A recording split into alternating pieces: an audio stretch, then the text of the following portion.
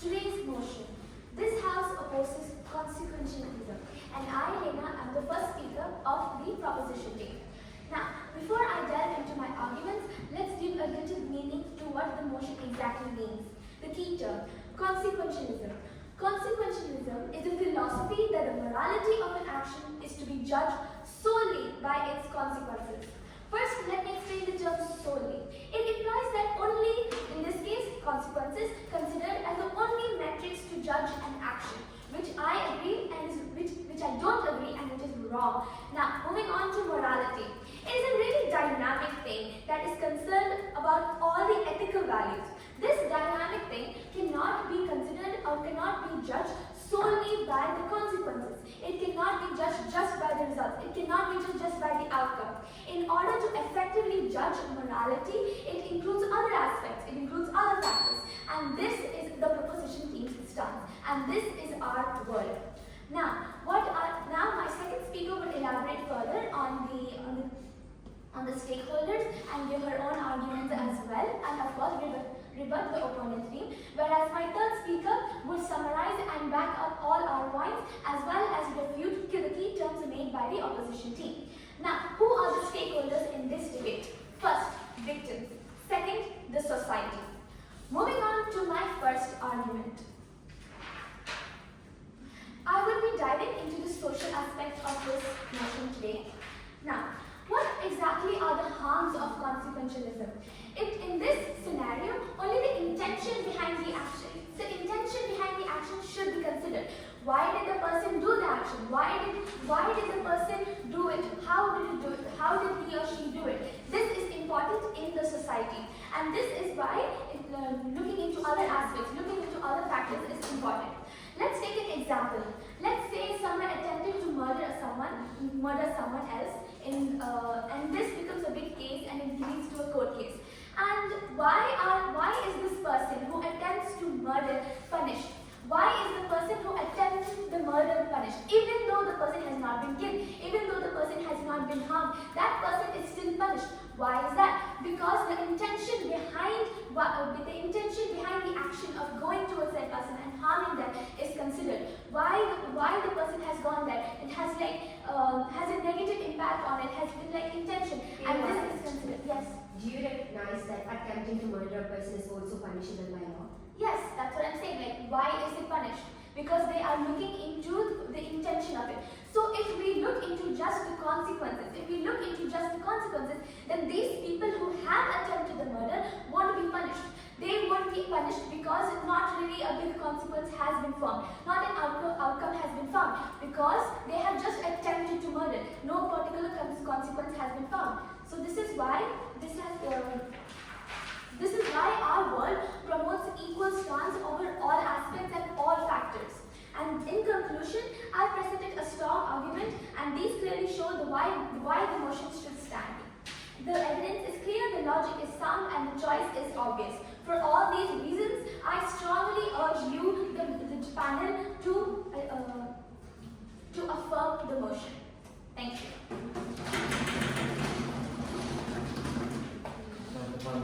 My speech for 3 minutes and 30 seconds.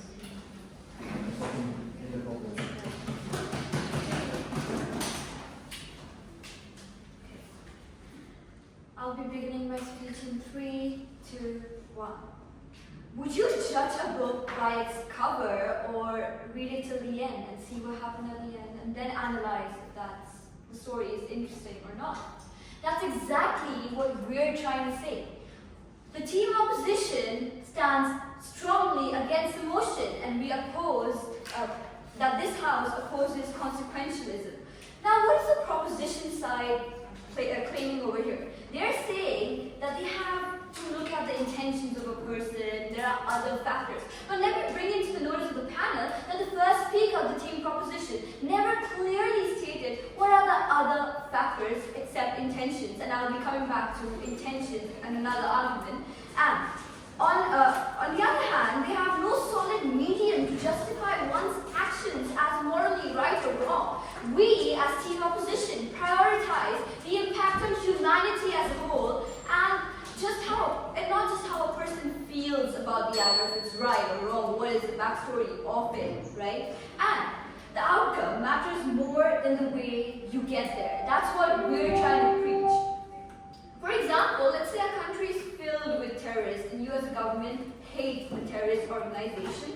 Therefore, you fled a war. So yes, your intentions wasn't about saving the people or civil security. It's because you had hatred towards the group, you started a war. But at the end, it ensures civil security. So people will appreciate the act of the government, right? Why? Because at the end, they had done something good to the public. But at the same case, let's say civil security was not ensured. The same thing would have been criticized by the people, it would have been termed immoral because the outcome was not favorable, right? So consequence is what actually determines what is good or what is bad for the public. And the burden of this debate is basically what is better for the citizens, what is better for people, for the community. And that's exactly what the team opposition is prioritizing. The first argument that we would like to state is the impact. We are looking at a long-term impact, not just short-term impact, because intentions are only based on present-day scenarios and may affect a few people, not a lot of people, but consequences of an act affect people for a longer period of time, and what truly matters is the bottom line, what happened at the end, who was affected at the end, and that's going to be there, that's going to stay there for a comparatively longer period of time. Let's say people commit horrendous acts and the consequences are obviously bad, and then they just term it under the label of so-called good intentions and say that no, even though the consequence is bad, my intention was right, so henceforth I've done the most brilliant act ever, but it was horrendous. There's nothing we can do to even justify what they have committed. And if I get into examples, there are numerous examples, so I don't want to complicate by giving examples here. Accept it. So does the speaker realize that the proposition does not really neglect taking consequences into the fact? It just depends upon which one over the other. But in consequentialism, everything is neglected and only consequences is focused on. Yes, because we are telling you that whatever other aspects that you are referring to are undetermined. You've not told us what are those other aspects. You're just saying something in the air which is very vague. So we cannot really buy your point if you're not going to tell us what the other aspects are. And coming to intentions, we've already shut that down by saying that intentions are only short-term and not long-term. And argument number 2, which is understanding a person's true intentions, is not possible. Do you know my intentions? Can you actually get in my brain and understand if my intentions are good or bad? There is no machine to actually determine a person's intentions. Okay, you're talking about attempt to murder, yeah? You're saying that because they intended to kill, we looked at it. What if the person does it again? Right? What if the person does it again because their intentions are bad? So again, intentions are subjective. They cannot be a medium to justify morality, which is such a sensitive issue. We're talking about something that's affecting the community directly, and you're saying intentions is a factor. Intentions, like seriously, something that cannot even be ethically determined properly.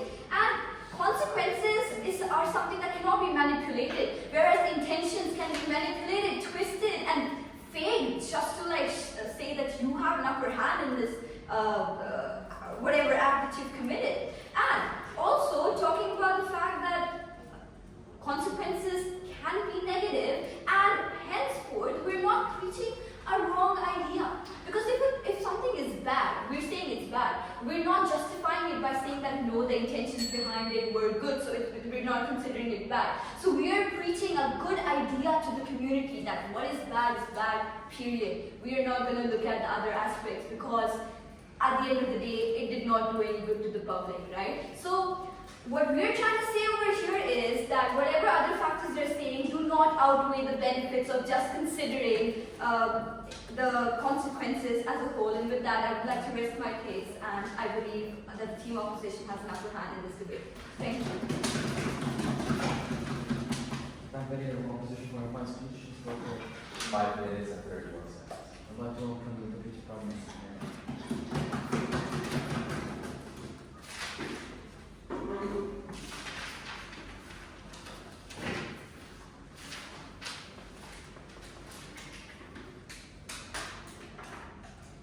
I'll be starting my script in 3, 2, 1. Good morning, esteemed panel and opponents. Ask yourself, which world would you want to live in? One where consequences decides your action and your morality. Basically, even if you commit a mistake, if the consequence is good, then the morality is obviously there. So in the world of the opposition, if a minister bribes someone to win an election, the action is still good because the overall outcome of winning the election was still positive. This will lead to further complications, which will be explained in my arguments. So I will be mainly focusing upon the stakeholders, which are the victims, the ones who do not get the justice. How are they affected in their world? So if the consequence of the actor is positive, then the entire stream of actions that led to that moment has to be moral. If companies exploit employees to get the profit, then the employees won't get the justice. Why? Because in their world, we judge by consequence, not intention. Not the why, not the how they got there, just the what happened. In their world, every single social evil is possible. Attempt to murder. If your intention was to murder someone, that will not be punished.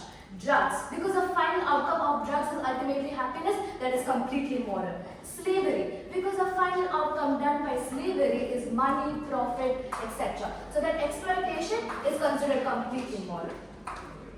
This world that we are creating is not only prevalent, it is supported by the opposition. In our world, however, we support a fair society where people are not limited by their consequences, they're judged by other factors, their intention, the why behind the actions, the purpose of their actions. And they benefit more because in our status quo, which we defend, where most cases in the law and society are based on other factors, not only consequences of their action, people get better justice. People actually get the justice they deserve. We benefit a large variety of people. We protect the vulnerable, rejected. We protect the vulnerable, the exploited, and ensure that they get the justice they deserve. In our world, we also prevent a socio-economic divide. Let me tell you how. The rich can always buy or manipulate the consequences into being positive, but their stream of atrocities never end. When the poor are manipulated, bought, or exploited. Take the court case of Tirupur. The brick makers of a village in Tirupur were exploited by a baron. But the consequence of that action is that the baron was able to donate money generated to a worthy cause. Was the baron punished? No. Why? Because the consequence of exploitation turned out to be positive. Would the poor be given the justice they required? No. Because as a result of exploitation, they were able to produce more bricks. A positive consequence. In conclusion, we have explained how a world with consequentialism is not worth surviving, and ours clearly benefit the state. Thank you.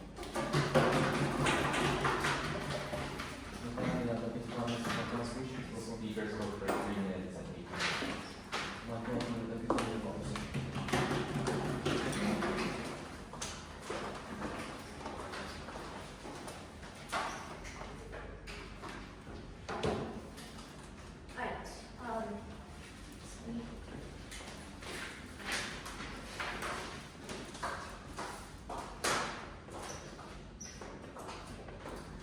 I will start my speech in 3, 2, 1. Esteemed panel of judges and worthy opponents, a very good day. Today, Team Opposition's stance is clear. We are supporting consequentialism. I, as a second speaker, will be rebutting the points put up by the opposing team, reiterating my first speaker's points in case of any clarification, and later on providing my own arguments. Now let's start off with rebuttals. Now my first speaker has already made this clear that proposition team never really tell us how we can actually know a person's intentions. We have proved it to you that it's practically not possible to go inside a person's mind and judge them. Now she also gave, her entire argument was based on this philosophy of attempt to murder. Now let me tell you, so I'm standing here, a person's coming near me, and let's say they're stabbing me, they're punching me, etc. Why does the law punish them for attempting to murder? Because there was a consequence. As in, it's not because they were intending to murder me, it's because there was a consequence of them stabbing me, them hitting me. That's a visible thing, that is what you've done as a consequence, because you see that happening, that's something visible. And therefore, the exact example is proving our case, because you see that consequence, and that's why you're judging that morality. Now, moreover, they like to assume that on our word, consequence is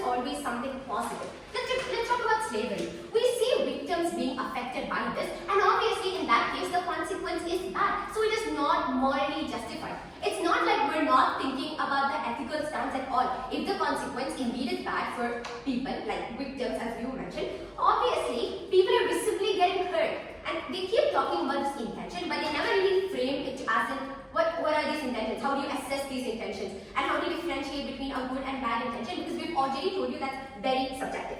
Now they also tell us about buying out the consequence, as in if I'm a politician, I can bribe out, the research. But at the very same time, notice how you can bribe out intentions. Say I'm a judge and I'm looking at two people in a courtroom, and one of them is visibly mortgaged, and they're trying to convince me, oh, I killed this person because I was really mad at them. See, my intention was good because they did something bad to me.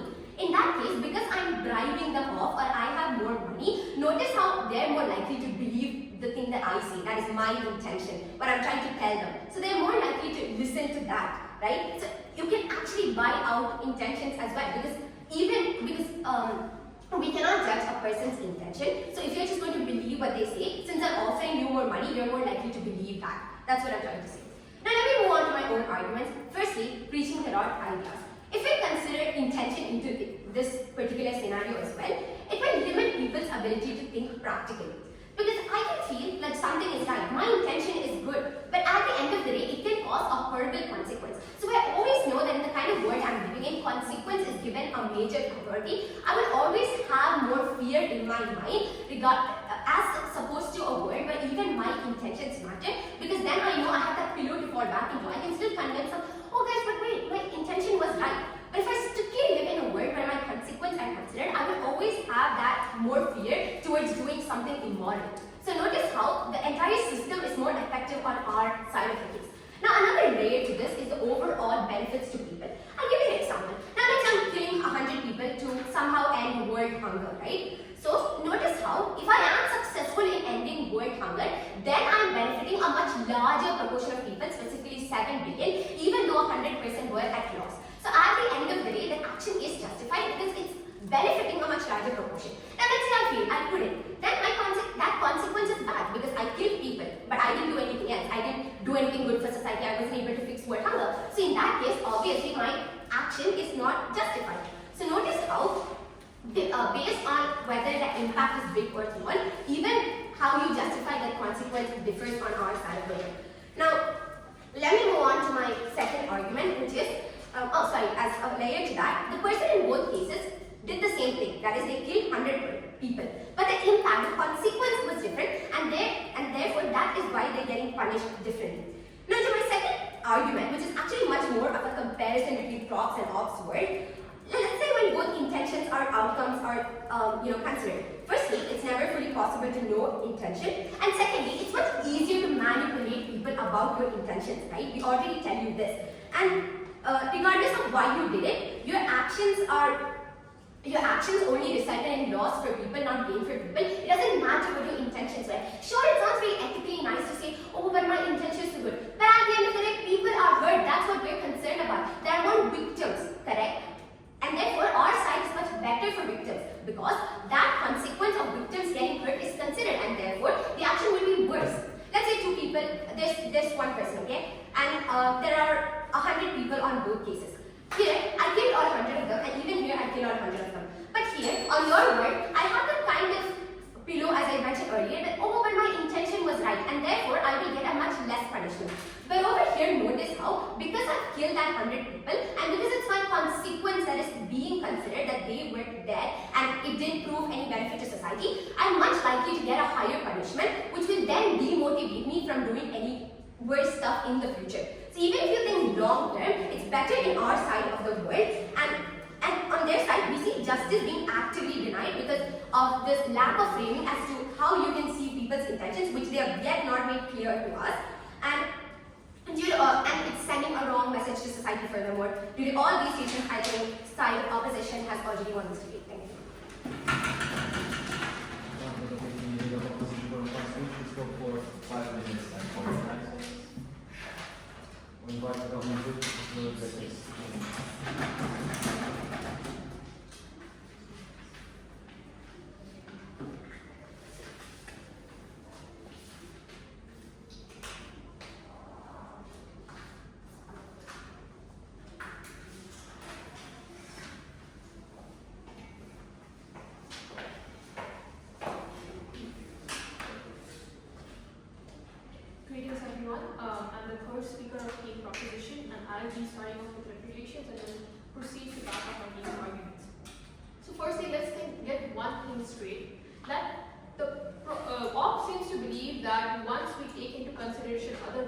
for example, intention, that we completely ignore whatever consequence is there.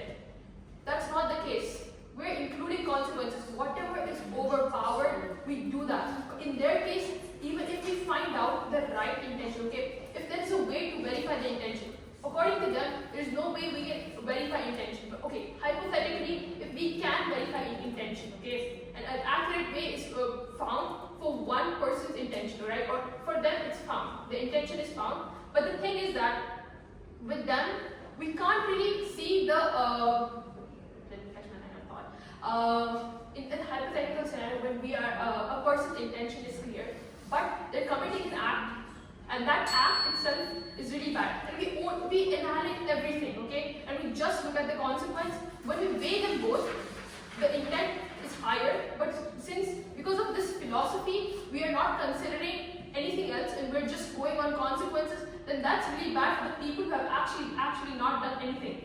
And then the speaker also comes up over here from the other team and says that what if they hypothetically stab up 100 people for world hunger, and they do, in case that succeed in it, it would be termed as something good because they are saving world hunger. But killing any amount of people for whatever reason itself is immoral, because here we are looking at morality. And if morality is so dynamic and according to them also sensitive, then why are we focusing or measuring it with only one scale of metrics, and that is just consequences? Other things need to be included as well. It can happen that the person is punished due to the consequences is weighed more than whatever the intention was. This can happen, but at least people are given a fair trial. If we just look at consequences, they are not given a fair trial. And in case of murder also, they also describe that if a person is actively coming at them and stabbing them, then there is a proof and there is some sort of consequences that they were hurt. Obviously they weren't killed, but they were hurt, and that's how they were justifying that, okay, there is a consequence. What if the person was just running and the person who was supposed to be murdered escaped? Then that would also count as an attempt to murder, and the only reason they are kept on for a trial for that attempt to murder is that our society and our legal system also takes into consideration what they were about to do or gonna do. Over here, the intent was clear that the person is gonna murder the other person, but the other person escaped. No, thank you. Escaped, and that's how. Considering other things, and in this case intent, along with consequences is really, really crucial. We can't just turn a blind eye for anything else that could happen. This is just providing fair trial for any situation or any circumstances that we arise. My second speaker also talked about politicians and companies. All these things, they are generating an output and they are generating a good output. But when we look at the background, we look at what all is going wrong and the morality of it all, then we start to notice that if we just block out everything but the consequences, then it's really harmful to the society as a whole. And with that, I close my piece. Thank you.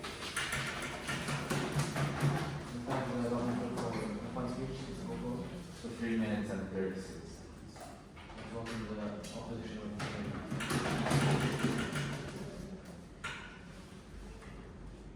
One second, please.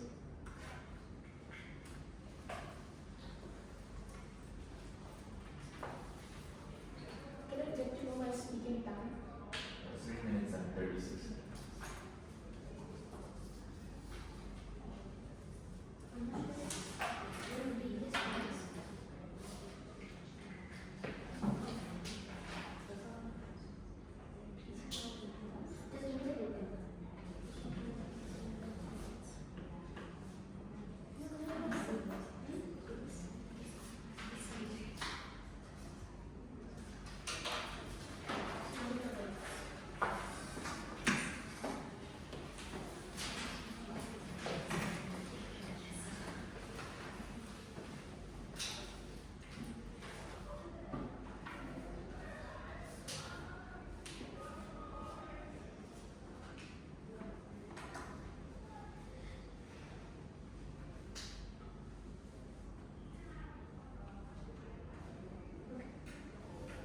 I will be starting in 3, 2, 1.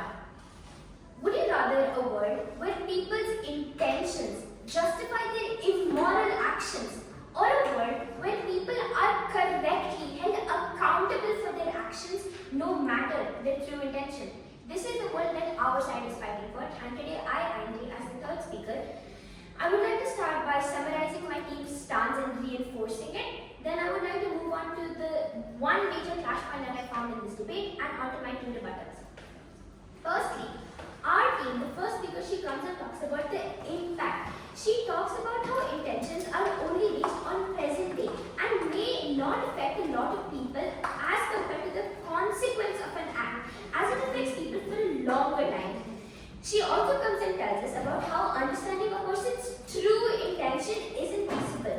Because let's be honest, none of us are psychics. If I tell you right now that my intention is to win the debate, how are you going to know that? Maybe my true intention is that I want to go home and sleep. You're never going to actually know what my true intention is, right? Because none of you are psychics. So actually finding out a person's true intention is basically impossible. And even in the real world today, in the status quo, has anything like this been invented?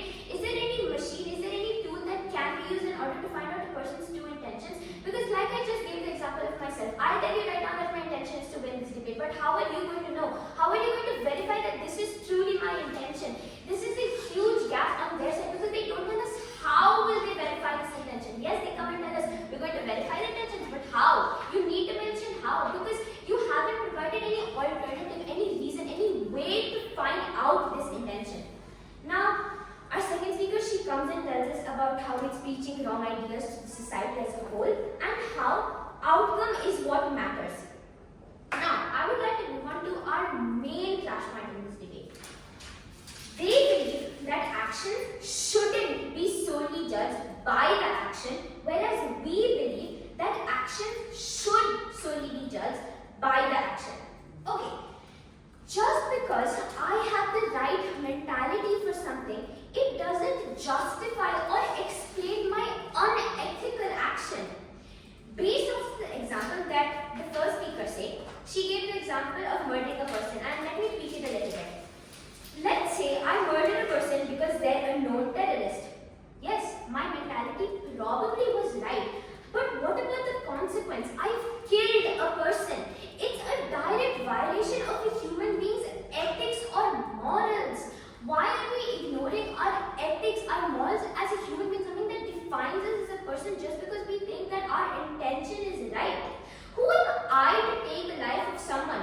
There's a saying, if you murder a murderer, it doesn't remove a murder from a world. Another is formed in place of it. Just because you think that you're doing something right and you act upon it, that doesn't mean that the action is actually right. You need to take accountability for your action and realize that what you're doing isn't correct, no matter what you think you're doing is correct. Because it's a human tendency, you know.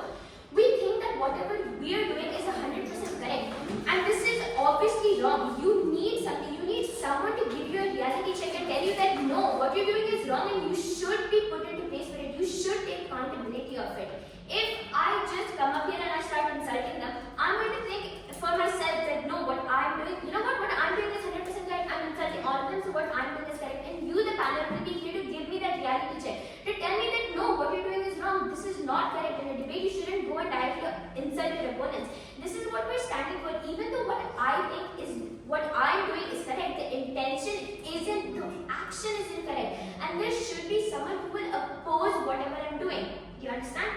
And plus, in the clash point, they keep thinking of the best possible outcome on their side. What guarantee do they have that the person will be honest about their true intention, that I've already mentioned? On our side, however, we are acknowledging our worst possible outcome, which is an action is immoral. That is the worst possible outcome on our side. And what do we say? We acknowledge this and take a worst case into accountability and accordingly base our arguments off of it, which they aren't. They aren't even taking the worst case into accountability. They don't even believe that a worst case exists on their side. Also, realistically speaking, our world is the status quo. It's realistic. They still haven't given us a realistic take as to how they will implement their world based on intentions that I've already explained.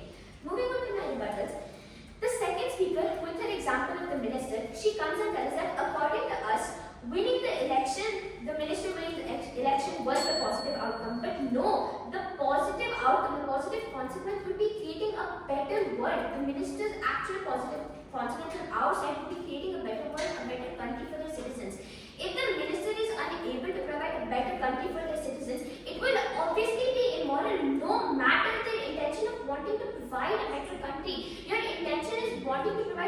country, and you're bribing someone, that is your action. But if the outcome of it is not being able to provide a better country for your citizens, obviously you're wrong, you're in the wrong place, and that is what we support. We're saying that we will take into accountability when an action is wrong, and we will acknowledge it. Plus, in her example, she basically implied that the positive intention of the minister justifies the fact that they're driving people. Does this even sound correct? Or ethically, is it even right? How does her example help their stance? It basically pointed out how silly and unrealistic their world sounds like. Also, the third speaker in a POI, they said that they don't neglect the consequences, but the first speaker comes up and tells us that they won't be judging based off actions. That is consequence. Isn't the POI directly contradicting whatever stance the first speaker set for their team? She mentioned this in her argument as well. She mentioned that if we do find out, okay, so I'll just make it return my stance. Opposition for constitution to 15 seconds. I'd like to welcome the deputy of opposition to the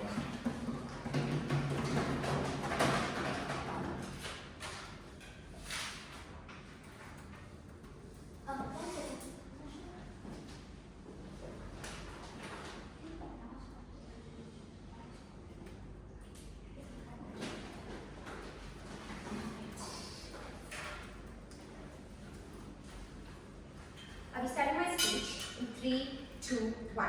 A very good day, testing panel of judges and team opposition. I'm the reply speaker from, and team opposition. I'm the reply speaker from side opposition, and today I'll exactly prove to you why we've already won this debate. Now let's start off with what they stand for. Now on their side of the case, they're telling us that the consequence should not only be considered, and there should be multiple scale of metrics. Now they never tell us what these scale of metrics are or how we can assess them. Now, even if I give them the benefit of the doubt, we still prove to you how the punishment will be weaker. Because I can still tell you, oh, even if so many people die, my intention was still good, and therefore I'm likely to receive a much lower punishment. So even if a person is doing something wrong, there's always that pillow for him or her to fall back into, and therefore the heinous crimes happening in society will only be perpetuated. Now let me move on to the stakeholder analysis. Two main stakeholders, the victims themselves and the world. Now, on our word, we consider that final outcome, as in, if the victims are genuinely being affected, we see that that is a visible consequence. It's not like it's, if the person, I've already proved to you this earlier, that if a person standing here, and I'm just standing here, and I am thinking about killing them, I'm not going to be punished, unless I actively do something, unless there's a consequence, as in I'm going near them, I'm somehow attacking them or anything, then and only then in our world are they going to be punished. And therefore, it is just for the victim as well. And on their word, we see it's actually harder for victims to get punishment because the offenders actually have it much easier to come out of the case. Because as I've mentioned multiple times, there is still that pillow, there is still that way you can convince your jury that, oh, but my intentions were right. How would the jury know? We've proved this to you. Now, let's talk about the entire world, right? Now, they want to tell us that morality is actually dynamic and subjective. So then that's contradicting their own stance, because if it is subjective, how would you measure if an intention is good or bad? That's what we're telling you. And at the same time, if it was also subjective, then the law codes and stuff we have in the world today wouldn't exist. Because if someone killed another person, to me it might be justified, but to you it might not be. And therefore we can never actually punish a person. We would never be able to do that. And therefore we need some outcome for judging. At least we have that one metric on our side, whereas they offer us no metric at all. Now, before I move on to the clash points, let me tell you the arguments that are exclusive to our side that were not at all taken up by side proposition. We tell you that the punishment will be stronger and there will be more motivation for the perpetrators to further hurt their victims, and this was not at all picked up. And let me move on to the main clashes. Firstly, solely focus. They tell us that they're not solely focusing on consequence, but they're focusing on other things as well. What are these other things? Not mentioned. Secondly, if these other things do exist, because even if that was true, we acknowledge it, we tell you how, because of the existence of that other things, that punishment is much likely to get less weaker. And they also, the next clash point is about corruption and other stuff, which is not exactly related to the motion at all. But again, even if that was true, we also prove to you how these things also exist in their case, because it's equally likely to buy out people's intention as well. Now, and furthermore, we also elaborated on this one argument that in our side, the worst possible thing that can happen is the person's intention was good, but it resulted in people dying. But notice how it's just me, that person, getting hurt that I wasn't justified. But there is still loss because the consequences was bad. More people have indeed died. So at the end of the day, that impact that person caused, even if it was unjust to him, is still justified. Because at the end of the day, those people are dying. That's why he is getting punished. And moreover, it will motivate him to think more practically in the future so that he doesn't do this again. And due to all those reasons, I think that side opposition has already won this debate.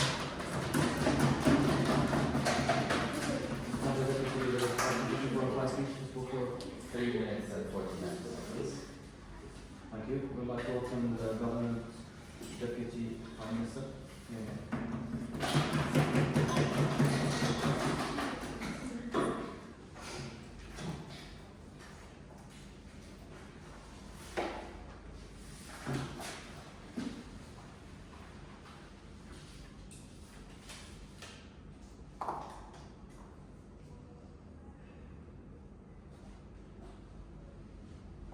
I'll be starting my script in 3, 2, 1.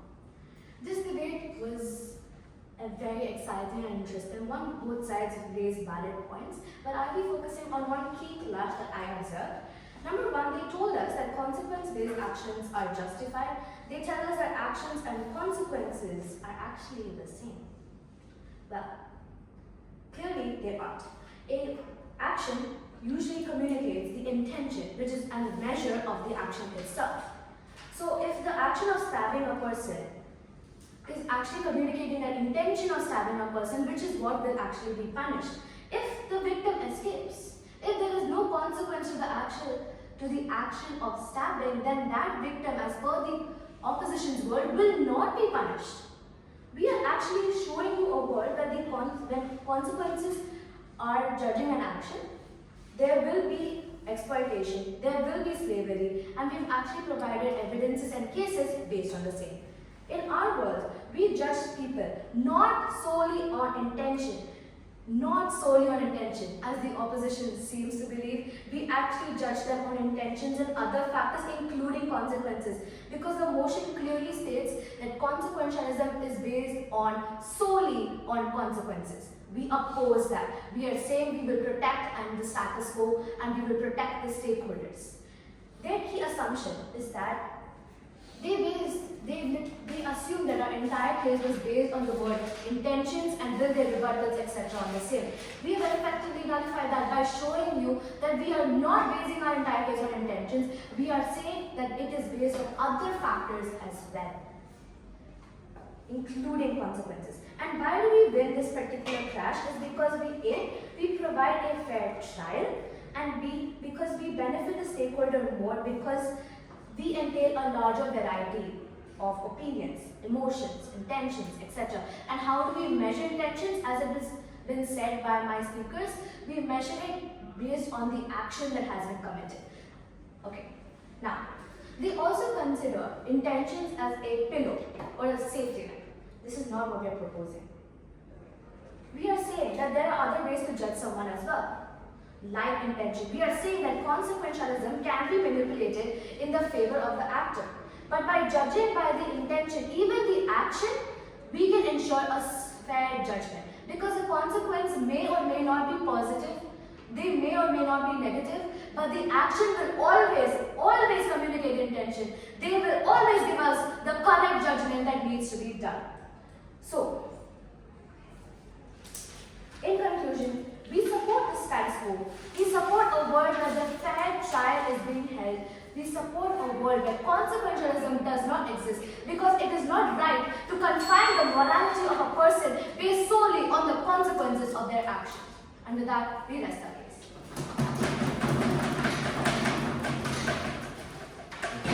Prime Minister, for the final speech, please go for 3 minutes and 7 seconds. Thank you so much. Conclude the debate, shake hands, and this round to be stopped. So we probably hear the results on the podium. Thank you so much. Will we find out before the date or after? Sorry? There's a date after this, before the Oh.